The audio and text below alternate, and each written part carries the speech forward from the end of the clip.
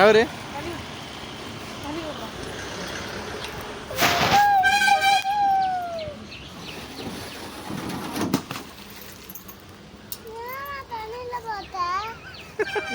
என்ன கேட்ட?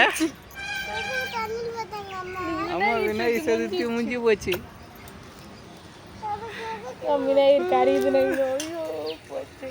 அடுத்த வருஷம் தான்மா.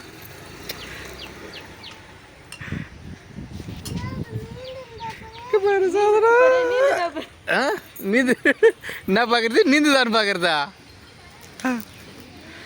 முட்டை வருது பேர் பபுள்ஸ் வருது வேறு விநாயகர்